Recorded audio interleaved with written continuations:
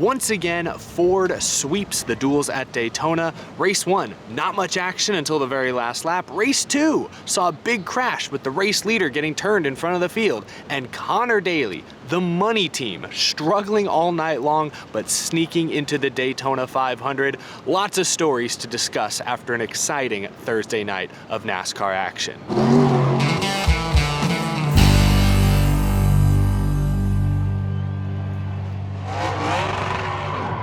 How's it going, y'all? My name is Eric, coming to you from, once again, the UNOH fan zone here at Daytona International Speedway. Just got done watching the two duel races. Conor Daly just wrapped up his press conference. I think Eric Almirola just moved from victory lane into the media center. Congrats to him for winning his duel race, but we'll talk about it later. Conor Daly and that 50 car was probably the biggest story of the evening. It was a night filled with both heartbreak and triumph, a little bit of just relief mixed in there. Let's go back to duel race number 1. Zane Smith versus Chandler Smith, no relation, battling for a spot in the Daytona 500.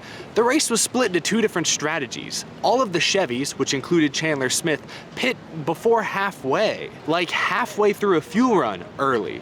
And they lost a lot of time to the Fords and Toyotas as a result. They didn't get very organized coming off pit road, and part of the reason for that was because two of their drivers sped on pit road and had to serve a penalty and leave the draft. Chandler Smith, for Colleague Racing, unfortunately was one of the drivers caught speeding on pit road. He told me and other reporters after the race that he just got greedy. Chandler Smith will run for the Xfinity Series Championship this year with Colleague. He's new to the Chevy camp, new to Colleague Racing. I don't think left a great first impression tonight. Just, rookie mistake. Cost him a spot in the Daytona 500. You hate to see it, but you also kind of expect it. In the second duel race, and I know I'm gonna bounce around a bit here, you saw Ty Gibbs also speed on pit road. So rookies, pit road, first real race with a pit road, you're gonna see some mistakes. It's a shame it cost Chandler Smith and Colleague in a big, big way tonight though. Chandler Smith will not be in the race, but Zane Smith will. He just did what he was supposed to do. He got on and off pit road cleanly. He kind of hung around his teammate Michael McDowell when they were all on a line. He was like never more than one car away from his teammate, which I think was smart. In case things got dicey, he had someone he could rely on. But really, once Chandler had his issue on lap like 21 or 22, Zane just had to finish the race. Like, just stay on the lead lap. Don't lose the draft, but don't get caught up in a wreck. Don't do anything dumb. Don't embarrass yourself. And Zane did what he had to do. So Zane Smith is in the show. Congratulations to him and front row. That means 3 front row Fords will be in the Daytona 500. Michael McDowell obviously won the race for them just 2 years ago, so I don't know, strength in numbers over there. Ford was certainly the dominant manufacturer tonight. Joey Logano won duel race number 1. He kind of just kept the field at bay for the entire second half after pit stops. Chris Buescher, Christopher Bell in a Toyota, and Ryan Blaney started to shake things up. Bubba Wallace as well from like 5th or 6th was the first to make a move in the closing laps. Credit to Christopher Bell. He tried to make something happen on the outside lane. Unfortunately for him, Logano had his teammate Ryan Blaney right behind him, and Blaney was never going to leave the 22's bumper, so Bell didn't get that final push he probably needed to beat the 22. He still only lost by like this much. Really exciting finish to duel race number 1, but it was a lot of Fords up near the front of the field. So congrats to Joey Logano. Last year in his duel race, he made a bad block on the last lap and wrecked. So I think it's safe to say this year went a bit better. A lot of fans were unhappy with the racing in duel race number 1, and yeah, there wasn't much racing. It was very straightforward. I can't blame these drivers for not laying it all on the line for a qualifying race. Yes, the top 10 do get points. It's treated almost like a little mini stage, 10, 9, 8 points depending on where you finish. But that's just not enough to justify jeopardizing your Daytona 500 car in any serious way. And speaking of risks, the first race was also marred by what I just believe to be dumb strategy. Like, did they ever explain over the Fox broadcast what all the Chevy teams were thinking? Like, I know there's, 21 cars in that race, and I think I did the math. It was like 10 or 11 Chevys, 10 or 11 Fords or Toyotas. So I guess their thought process was, hey, if we all pit at once and then all come out together, we'll have enough strength in numbers to maintain or maybe even gain on the Fords or Toyotas. And then that just didn't actually materialize. It didn't help that Chandler Smith and Ricky Stenhouse sped on pit road and fell out of the draft. Alex Bowman obviously wasn't even trying, but it still seemed like such a big risk for a fairly small reward. Like, why not just hang in that draft, stay in that line with the Fords and Toyotas until, lap 30, 35, 40, whenever they all pit? Like, why not just do that? Why did you feel like you had to be different? Didn't the Toyotas do something like this last year and it didn't work for them either? So I just don't get it. It was dumb strategy. Racing was boring. I did not enjoy race 1. I'll just leave it at that. Let's talk about race 2 because, Kyle Busch during his little interview on the pace lap said that, hey, he's gonna make things rowdier. Things are gonna get rowdy in race 2. He was not wrong. Unfortunately, Kyle Busch was the victim of some of that rowdiness. He got spun off the front bumper of Daniel Suarez while leading. Big crash that took out Austin Hill, Travis Pastrana, 2 of the open cars. Pastrana, because he was fast enough yesterday, still locked into the show, but Austin Hill, tragically, has been eliminated from the Daytona 500. Very, very sad. They were working on their car as much as they could. The damage didn't look too bad on the outside, but he did hit pretty hard. Something underneath absolutely broke, and they were not able to fix it on pit road. So really hate it for that team. Kyle Busch was upset, and rightfully so. Daniel Suarez just made a mistake.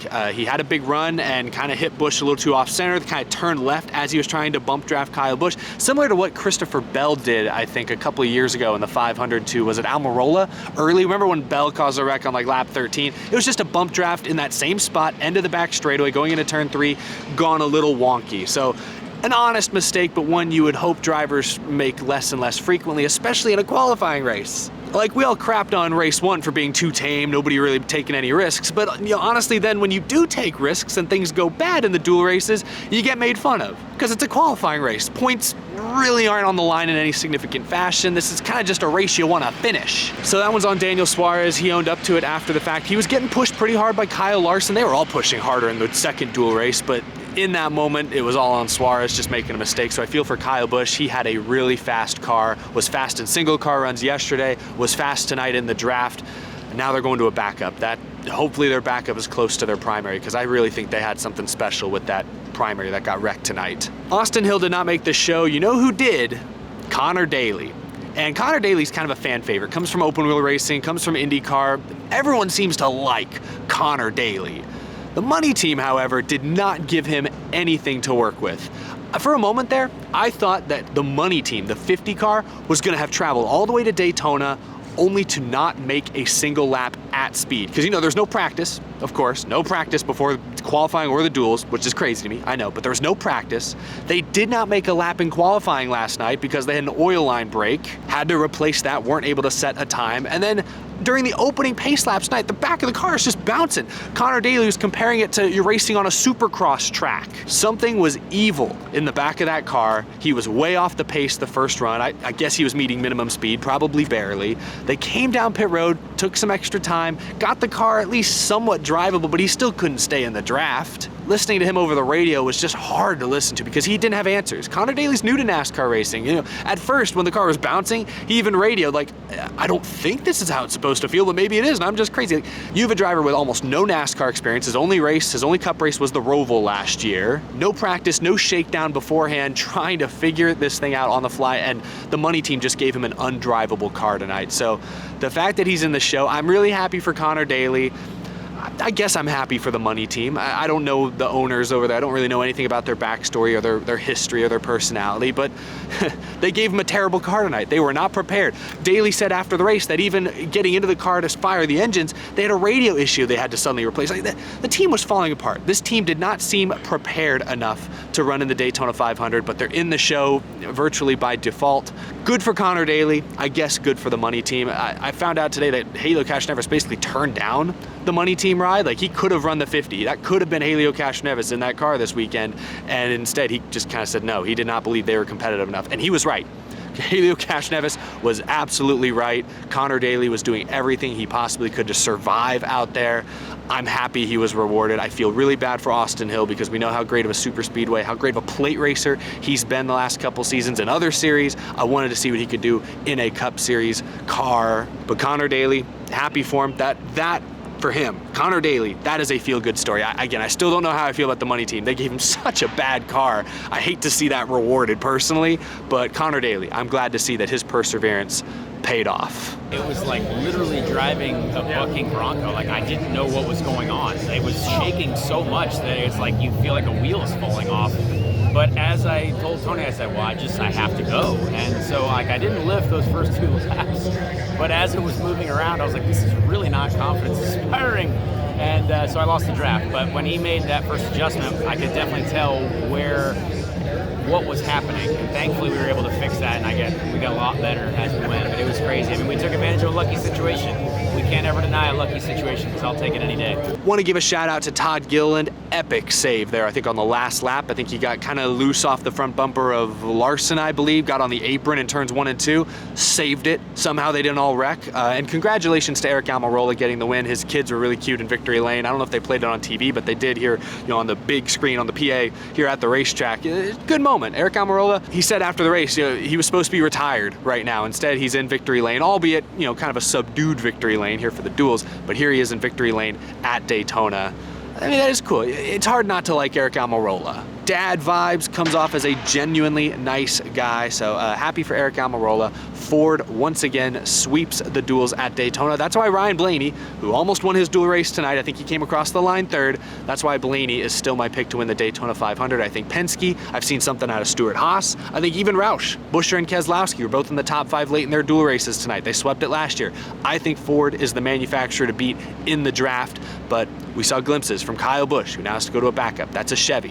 Bubba Wallace and Christopher Bell made a serious push at the end of their Duel race, their Toyotas. Denny Hamlin, after his race tonight, tweeted this: "I love," all caps, "my car." So watch out. I don't think there's a clear favorite, but I'm leaning Ford, I'm leaning Penske, I'm leaning Ryan Blaney, but there you go. Duels at Daytona in the books. Tale of two halves. First half was a snoozer. It just was. Second half, though, that was fantastic racing. I don't care who you ask. Duel race number 2 was wildly entertaining, edge of your seat. Great super speedway action. So looking forward to the rest of the weekend. Trucks tomorrow, ARCA and Xfinity on Saturday, and then the Cup race, the Daytona 500, Sunday afternoon on Fox. I don't know what they're doing back there. Putting something away. I don't know if you guys can hear that. But I'm gonna get going. Thank you so much for watching. If you enjoyed this video, please leave it a like. If you're new and you love racing, be sure to hit that subscribe button down below. Thank you to my Patreon supporters. It's thanks to y'all that I'm able to come to the racetrack and cover these races a bit more in person, so I truly appreciate your support. I've been uploading a lot of videos the last couple of days, so if you've missed something, and I'm sure you probably did, be sure to check out my channel. Lots of interviews and big stories breaking the last couple of days. Actually, got to talk about Ross Chastain's contract extension as well. That's coming up. I'll work on that tonight as well. So lots going on. Thanks for the support, y'all. I'll see you in the next episode.